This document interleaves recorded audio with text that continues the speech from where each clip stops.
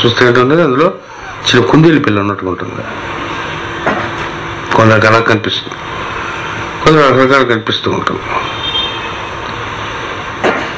అంటే పల్లెటూరులో ఆశ్రమాలు అలాంటప్పుడు చంద్రుడు కనిపిస్తాడు. ఇక్కడ కనిపిస్తే చంద్రుడు ఎక్కడ ఉన్నాడు ఎదుర్కోవాలి రాత్రిపూట. మనకి చుట్టూ అన్ని ఇళ్ళు అయితే నా బాగుంది, ఏం కనిపిస్తుంది? సూర్యోదయం లేదు, మనకి సూర్యాస్తమయం లేదు. ఇప్పుడు పౌర్ణమి అయిందో తెలియదు, ఎప్పుడు అష్టమైందో తెలియదు, ఇప్పుడు అమావాస్య అయిందో మనకు తెలియదు. అంతా ఒకలాగే ఉంటుంది. నేచర్కి దగ్గరగా ఉండేటప్పుడు ఇవన్నీ కనిపిస్తాయి. We have become so unnatural. ఇవన్నీ పోయాయి మనకి. ఈ చంద్రుడిని కానీ అలా కానీ చూస్తూ ఉంటే అందులో ఒక చిన్న మత్సం అన్నట్టుగా ఉంటుంది. అమ్మవారి ముఖాన్ని చంద్రుడిలాగా పోల్చారు. ఈ పోల్చినటువంటి చంద్రుడి యొక్క సంబంధించిన అమ్మవారి యొక్క మొట్టమొదటి చంద్రుని యొక్క వర్ణ, సూర్యుని యొక్క వర్ణ, అగ్ని యొక్క వర్ణ 3 ఉంటాయి.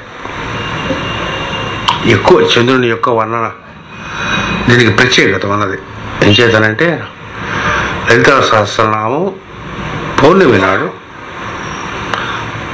చంద్రోదయ వేళ అయ్యేందు కానీ లలితా సహస్రనామం కానీ చదివితే అలా కొన్ని నెలల పాటు కానీ చదివితే, పౌర్ణమి నెలకు ఒకసారి వస్తుంది కదా, కొన్ని నెలల పాటు చదివితే ఆ చదివినటువంటి వాడు లలితా స్వరూపుడు అయిపోతాడని ఉత్తరపీఠికలో ఉంటుంది, ప్రస్తుతిలో ఉంటుంది. చేత బెస్ట్ టైం ఏమిటి చదవడానికి? పౌర్ణమి నాడు చంద్రోదయ వేళ. చంద్రుని యొక్క కిరణం ఎలాగుంటాయి, అమ్మవారి యొక్క చీర ఎలాగుంటుంది. చరిత్ర మంత్రాలు దొరికినట్టుకున్నాయి. గొప్ప స్పీడ్గా వస్తున్నాడు. అవితేటి ముఖచంద్రం అనేటటువంటి కళంకమైనటువంటిది. ఇలాగా మృగనాభి విశేషిక. ఇందాక మనం చెప్పుకున్నాం మృగ శీర్షం అనేటటువంటిది ఒక ప్రత్యేకమైనటువంటి నక్షత్రముల యొక్క సముదాయం ఉంటుంది. పైన మన దగ్గర టెలిస్కోప్ అవన్నీ ఉన్నాయి, కానీ చూపించడానికి ఎప్పుడైనా చీకట్లో తీసుకెళ్ళి చూపించాలి. ఎప్పుడైనా ఇక్కడైనా చాలాసార్లు ట్రై చేస్తాను, వీలు కాలేదు. అన్నీ అడ్డే.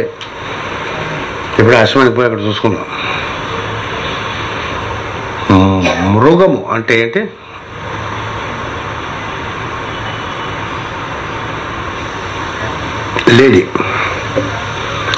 లేడీ కొమ్ముల వలె ఆకారం కలిగినటువంటి నక్షత్రం యొక్క గుంపు ఒకటి ఉంటుంది పైన ఆకాశంలో చూస్తాం. అందులోనే ఆల్డిబ్రాన్ అనేటటువంటి ఒక ప్రత్యేకమైనటువంటి తారక ఉంటుంది. దానిని the bull or the third eye of lord Shiva అనే పేరుతో పిలుస్తారు.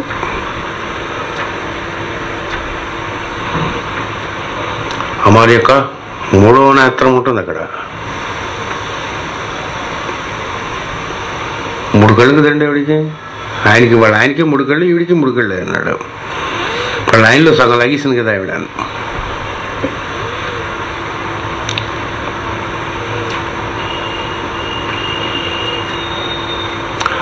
మృగం అనేటటువంటిది జ్యోతిష్ శాస్త్ర సంప్రదాయంలో మేషము నుంచి వృషమునకు వెళ్తుండేటటువంటి సూర్యుడిని మృగమును పట్టుకుని వెళ్తుండేటటువంటి దానిగా కవి సమయం ఉంటుంది. కాళిదాసు రాశాడు, వ్యాసుడు రాసినటువంటి దాంట్లో మృగం అనేటటువంటి దానికి ఒక అరణి అనేటువంటి ఎత్తికెళ్ళటం అనేటువంటిది పరమ పవిత్రమైనటువంటి కథ ఒకటి ఉంటుంది. పాండవులు అరణ్యవాసం చేస్తుండేటప్పుడు అరణి అనేటటువంటిది ఏం చేస్తారు బ్రాహ్మలు, 2 కర్రలు ఉంటాయి. ఈ కర్ర మీద పెట్టి ఆ కర్ర మీద ఇలా గట్టిగా రాస్తే అగ్గి పుడుతుంది అన్నమాట. అరణి అంటారు. యాక్చువల్గా యజ్ఞం ఏదైనా పెద్ద స్టార్ట్ చేసినప్పుడు కర్పూరం వెలిగించి లేకపోతే సిగరెట్ పెట్టి అంటించి అలా అంటించకూడదు. అరణితో యజ్ఞం చేయాలి. ఇంకా ఓపిక ఉన్నవాడైతే అగ్నికి సంబంధించిన సూక్తములు చదివితే, కొందరు కరెక్ట్గా ఇంటర్నేషనల్ చదివితే అగ్ని ఆటోమేటిక్గా స్టార్ట్ అయిపోతుంది. అది ఆ సమర్థత లేని వారు ఏం చేస్తారు, అరణి అనేటటువంటివి 2 తెచ్చుకుని వాటిని ఇలాగ చిలుకుతారు. చిలికితే దూది పెడతారు, అక్కడ అంటుకుంటుంది. అది తీసి దాంతో అగ్నిహోత్రాన్ని వెలిగిస్తారు పెద్ద యాగాలు చేసేటప్పుడు. ఆ అరణిని ఏం చేస్తుందంటే మృగం అనేటటువంటి ఇలా ఆడుకుంటూ ఇలా పట్టుకుంటే దాని మృగం యొక్క దాంట్లో ఇరుక్కుంటే అది పరిగెట్టి వెళ్ళిపోతుంది. అప్పుడు ఆ ఋషి వచ్చి పాండవుల్ని అడుగుతాడు, ఇలా నా అరణి పట్టుకెళ్ళిపోయిందంటే. పాండవులు ఆ మృగమును పట్టుకుని ఆ అరణిని తీసుకొచ్చి ఆయనకి ఇచ్చేటటువంటి కథ ఒకటి. అరణి మహాభారతంలో ఉంటుంది. భూమధ్యమనందు ఉండేటటువంటి అగ్నికి సంబంధించినటువంటి సాధనకు సంబంధించిన రహస్యములన్నీ అందులో ఉంటాయి, ఆ కథలో ఉంటాయి. ధనుస్సు అనేటువంటిది వస్తే ఏంటి చెప్పుకున్నాం మనం, వెన్నెముక కింద చూసుకోమన్నాం. ఓంకారాన్ని ఉచ్చరిస్తుండేటువంటి బాణములంటే మూలాధారం నుంచి పైకి వెలికి వస్తుండేటటువంటి అక్షరముల యొక్క సముదాయం అని చెప్పుకున్నాం. ఎక్కడి నుంచి మూలాధారం నుంచి భూమధ్యమునకు నిరంతరము ప్రవహిస్తుండేటటువంటిది ఏదైతే ఓంకారం అయితే ఉంటుందో, చాప బాణ చెప్పుకున్నాం మనం.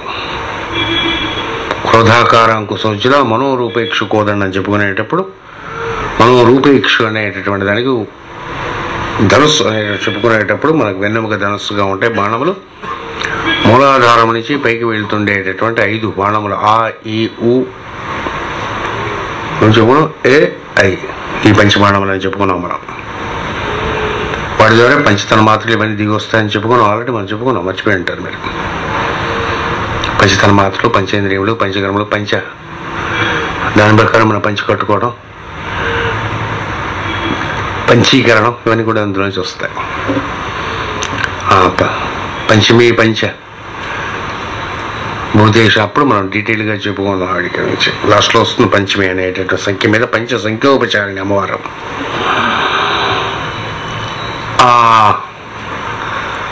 మృగం అనేటటువంటిది భూమధ్యమున ఉండేటటువంటి అరణి ఏదైతే ఉంటుందో దానికి అగ్నికి సంకేతముగా వేదమునందు ప్రాణం లేదు ఉంటుంది. అమ్మవారి యొక్క థర్డ్ ఐలో ఏమిటవుతుంది, మొగ చంద్రకళంకాభ. శివుడిని ఏమనిపిస్తారు, విరూపుడు అనిపిస్తారు. రుద్రంలో విరూపేభ్య అని ఉంటుంది మంత్రం. కొంచెం తెక్క అయినటువంటి సరిగ్గా లేనడు, రూపము సరిగ్గా లేనడు. విరూపం అంటే కొంటి రూపము కలిగినట్టు మొహం కలిగిన వాడని అర్థం. దాని అర్థం మనకి 2 కళ్ళు ఉంటాయి, 3 కళ్ళు ఉంటాయి, కొంచెం రూపం సరిగ్గా ఉండదానికి అన్నాడు. విరూపం అంటారు దాన్ని. అక్కడ ఏమిటవుతుందనంటే అగ్ని అనేటువంటి చూసి సమస్తమైనటువంటివి అక్కడ భస్మం అయిపోతాయి. 3వ కన్ను యందు సమస్తము భస్మం అయితే మనకు కూడా 3వ కన్ను ఉంటుంది. 3వ కన్ను ఎప్పుడు ఫిజికల్ ప్లేన్లో ఉండదు సార్, హయ్యర్ ప్లేన్స్ ఆఫ్ కాన్షియస్నెస్లో ఉంటుంది. యోగ సాధన చేసి సోహం అనేటువంటి మంత్రములు జపం చేస్తూ ఓంకారాన్ని ఉచ్చరిస్తూ ప్రాణములను బంధించి ప్రాణాయామము ద్వారా మహాబంధం అనేటటువంటి ఒక బంధం అనే ప్రక్రియ ద్వారా శ్వాసను మూలాధారం నుంచి ప్రజ్ఞను తీసుకెళ్లి ఆజ్ఞాచక్రం ఉంటే సమస్తమైనటువంటి భస్మైపుతాయి. 24 నిమిషాలు పడుతుంది. మహాబంధము, మూలబంధం అనేటటువంటి 2 బంధములు ఉంటాయి, యోగ ప్రక్రియలో ఉంటాయి. మనం ముద్రలు వేసుకున్నాం కదా, ముద్రలో హయ్యెస్ట్ ముద్రని మహాబంధము, మూలబంధం అంటారు. మహాబంధము కానీ మూలబంధము కానీ గురువు తక్కువ దగ్గర కానీ లేకుండా కానీ ఆ బంధమును కానీ వేస్తే వాడు ఏ లోకంలో అప్పుడు ఉన్నాడో ఆ లోకంలో ఆ జీవితంతో ఉండిపోతాడు. అంటే ఏ టైప్ ఆఫ్ థాట్ వస్తుందో దాంట్లో స్టక్ అయిపోయి ఉండిపోతాడు. చాలా డేంజరస్ అది వేసేటప్పుడు. అంచేత బుద్ధిని, మనస్సు బుద్ధి యందు నియమించి ఉండేటటువంటి గురువు ఎవడైనా దొరికితే మనకి అదృష్టవశాత్తు వాడి దగ్గర ఈ మూలబంధము మహాబంధం అనే విద్యను నేర్చుకున్న తర్వాత గురువు సమక్షంలో ఇది వెయ్యాలి. మూలాధారం నుంచి వెళ్ళి పైకి వెళ్ళి ప్రజ్ఞ ఏమిటవుతుంది, ఆజ్ఞా చక్రమునందు నిలబడుతుంది. అక్కడ ఇంతవరకు